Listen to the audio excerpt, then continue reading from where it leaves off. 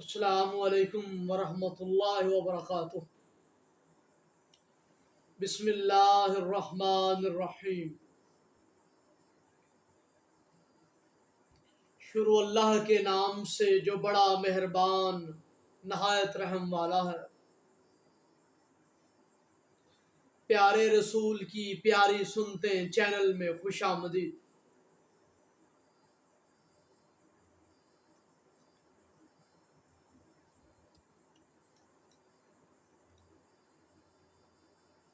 اس میں پیارے نبی پاک صلی اللہ علیہ وآلہ وسلم کی سنتوں کے بارے میں بتلا رہے ہیں۔ یہ کتاب وزارت اسلامی امور و اوقاف دعوت ارشاد کی شائع کردہ ہے۔ یہ مسجد الحرام والمسجد نبوی کے مکتبات میں تقسیم ہوتی ہے۔ علامہ ابن قیم رحمۃ اللہ علیہ کی تصنیف زاد المعاد سے پھر مختصر زاد المعاد شیخ الاسلام محمد بن عبد الوہاب رحمۃ اللہ علیہ کی یہ کتاب ہے۔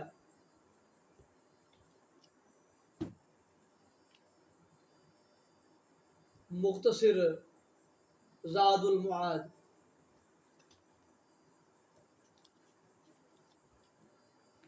میں ایک ادنا سا طالب علم ہوں۔ اصل مقصد یہ ہے کہ مستند یہ علماء کی بات کو عوام الناس تک پہنچایا جائے۔ غلطی کے کوتاہی ہو سکتی ہے، تحقیق کرنے کا سب کو حق حاصل ہے۔ معصوم الخطا صرف پیارے نبی صلی اللہ علیہ وآلہ وسلم کی ذات ہے۔ آج ہم پیارے نبی صلی اللہ علیہ وآلہ وسلم کے سجدہ سہو کا طریقہ بتلائیں گے۔ نبی کریم صلی اللہ علیہ وآلہ وسلم سے ثابت ہے کہ آپ نے فرمایا، میں تم جیسا ایک بشر ہوں، جس طرح تم بھول جاتے ہو اسی طرح میں بھی بھول جاتا ہوں۔ جب میں بھول جایا کروں تو مجھے یاد دلایا کرو۔ آپ کا سہو دراصل امت کے لیے ایک نعمت و کمال دین کا سبب ہے، تاکہ سہو میں جو طریقہ ہے اس میں آپ کی اقتداء کی جائے۔ چنانچہ ایک مرتبہ نبی کریم صلی اللہ علیہ وآلہ وسلم 4 رکعت والی نماز میں دوسری رکعت کے بعد کھڑے ہو گئے اور دونوں کے درمیان قعدہ نہیں کیا۔ جب آپ نے نماز ختم کر لی تو سلام سے پہلے 2 سجدے کیے، پھر سلام کیا۔ اسی طرح اس سے ایک مسئلہ معلوم ہو گیا کہ جو آدمی نماز کے ارکان کے علاوہ باقی اجزاء میں سے کچھ حصہ سہوا چھوڑ دے تو وہ سلام سے پہلے سجدہ سہو کرے۔ بعض روایات سے ثابت ہوتا ہے کہ جب ایک رکن کے علاوہ کوئی حصہ سہوا چھوڑ دیا اور دوسرا رکن شروع کر دیا تو پہلے حصے کی طرف نہیں لوٹے۔ ایک مرتبہ پیارے نبی صلی اللہ علیہ وآلہ وسلم نے مغرب یا عشاء کی نماز میں 2 رکعت پر سلام پھیر دیا، پھر بات چیت کی، پھر اسے پورا کیا، پھر آپ نے سلام پھیر کر سجدہ کیا اور اس کے بعد پھر سلام پھیرا۔ ایک مرتبہ آپ نے نماز پڑھائی اور 1 رکعت باقی تھی کہ آپ نے سلام پھیر دیا۔ اتنے میں حضرت طلحہ رضی اللہ تعالیٰ عنہ نے عرض کیا کہ آپ 1 رکعت بھول گئے ہیں۔ یہ سن کر آپ واپس مسجد لوٹے اور حضرت بلال رضی اللہ تعالیٰ عنہ کو حکم دیا کہ اقامت کہیں، پھر آپ نے 1 رکعت نماز پڑھائی۔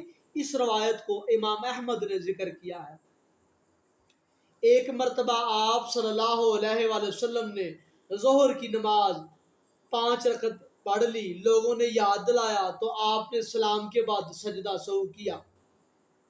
ایک مرتبہ آپ صلی اللہ علیہ وآلہ وسلم نے عصر کی نماز 3 رکعتیں پڑھائیں، پھر آپ گھر چلے گئے، لوگوں نے یاد دلایا تو آپ باہر تشریف لے آئے اور مزید 1 رکعت پڑھا کر سلام پھیرا، پھر سجدہ سہو کیا۔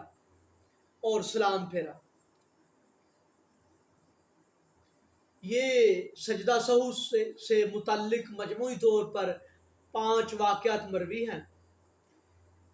نبی کریم صلی اللہ علیہ وآلہ وسلم نماز کی حالت میں اپنی آنکھیں بند نہیں کرتے تھے۔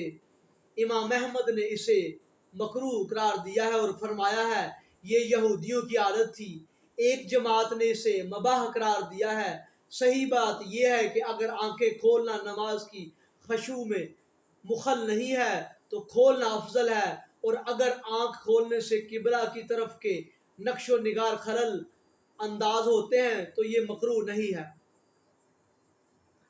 نبی کریم صلی اللہ علیہ وآلہ وسلم کا سلام پھیرنے کے بعد 3 مرتبہ استغفر اللہ کہنے کا معمول تھا، اور اسی کے بعد آپ یہ دعا پڑھتے تھے، اللہم انت السلام ومنک السلام تبارکت یا ذا الجلال والاکرام۔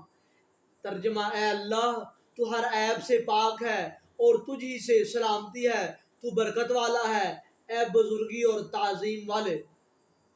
آپ قبلہ رخ صرف اتنی دیر بیٹھتے کہ استغفار اور دعا پڑھتے، پھر فوراً اپنا رخ مقتدیوں کی طرف کر لیتے اور اپنے دائیں اور بائیں جانب سے رخ انور پھیر لیتے تھے۔ پھر اپنا چہرہ انور مقتدیوں کی سمت کے علاوہ کوئی دوسری سمت متعین نہ کرتے تھے، اور جب آپ صبح کی نماز پڑھ لیتے تو جائے نماز پر بیٹھ جاتے یہاں تک کہ سورج نکل آتا۔ نبی کریم صلی اللہ علیہ وآلہ وسلم ہر فرض نماز کے بعد یہ دعا پڑھتے تھے۔ ترجمہ: خدا واحد کے سوا کوئی معبود نہیں، اس کا کوئی شریک نہیں، اسی کی حکومت ہے، اسی کے لیے سب تعریف ہے اور ہر چیز پر قدرت رکھنے والا ہے۔ اے اللہ جو تو نے عطا کیا ہے اسے کوئی روکنے والا نہیں، اور جو تو نے روک دیا ہے اسے کوئی دینے والا نہیں، اور کسی عزت دار دولت والے کو تیرے مقابلے میں دولت نفع نہیں دیتی۔ گناہگار سے باز رہنا اور اطاعت کی قوت اللہ کی توفیق کے بغیر ممکن نہیں۔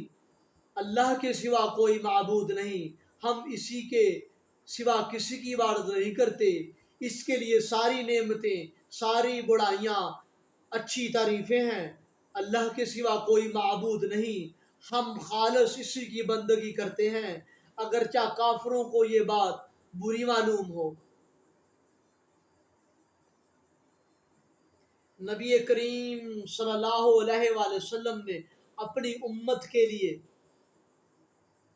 یہ مستحب قرار دیا ہے کہ ہر فرض نماز کے بعد سبحان اللہ 33 مرتبہ، الحمدللہ 33 مرتبہ، اللہ اکبر 33 مرتبہ، اور آخر میں 1 مرتبہ لا الہ الا اللہ وحدہ لا شریک لہ لہ الملک ولہ الحمد وہو علی کل شیء قدیر کہہ کر 100 عدد پورا کیا جائے۔ صحیح ابن حبان میں حضرت حارث بن مسلم سے روایت ہے کہ نبی کریم صلی اللہ علیہ وآلہ وسلم نے مجھ سے فرمایا کہ جب تم صبح کی نماز پڑھ لو تو بات کرنے سے پہلے 7 مرتبہ یہ دعا پڑھ لو، اللہم اجرنی من النار، اے اللہ تو مجھے جہنم کی آگ سے بچا۔ اگر تم اس دن مر جاؤ تو اللہ تعالیٰ آگ سے تمہاری نجات لکھ دے گا، اور جب تم مغرب کی نماز کے بعد بات کرنے سے پہلے یہی کلمات 7 مرتبہ پڑھ لو، پھر اسی رات تمہارا انتقال ہو گیا تو جہنم سے محفوظ رہو گے۔ نبی کریم صلی اللہ علیہ وآلہ وسلم جب دیوار کی طرف منہ کر کے نماز پڑھتے تو اپنے اور اس کے درمیان بکری کی گزرگاہ کا فاصلہ چھوڑ دیتے اور اس سے دور نہ رہتے بلکہ 17 کے قریب ہونے کا حکم فرماتے تھے، اور جب آپ لکڑی یا ستون یا درخت کی طرف رخ کر کے نماز پڑھتے تو اسے دائیں بائیں جانب کر لیتے اور بالکل سامنے نہ کرتے۔ سفر میں آپ نیزہ کا سترہ بنا لیتے تھے اور سواری اور کجاوے کی لکڑی کا بھی سترہ بنا لیتے تھے، اور مصلی کے آگے تیر یا لاٹھی کا بھی سترہ بنانے کا حکم فرمایا ہے۔ اگر کوئی چیز نہ ملے تو زمین پر ایک لکیر ہی کھینچ کر سترہ بنا لینا کافی ہے۔ اگر سترہ نہ ہو تو صحیح روایت میں مذکور ہے کہ عورت گدھے اور کتے کے گزرنے سے نماز فاسد ہو جاتی ہے۔ اس روایت کی مخالفت روایت اگر صحیح ہے تو اس میں صراحت نہیں ہے، اور جو روایت صریح ہے تو اس میں صحت نہیں۔ رسول اللہ صلی اللہ علیہ وآلہ وسلم اس حالت میں نماز پڑھتے تھے کہ حضرت عائشہ رضی اللہ تعالی عنہما آپ کے سامنے قبلہ کی جانب سوئی ہوتی تھی، لیکن یہ صورت سامنے سے گزرنے والے سے مشابہ نہیں ہے۔ نمازی کے سامنے سے گزرنا حرام ہے اور اس کے سامنے ٹھہرنا مکروہ نہیں ہے۔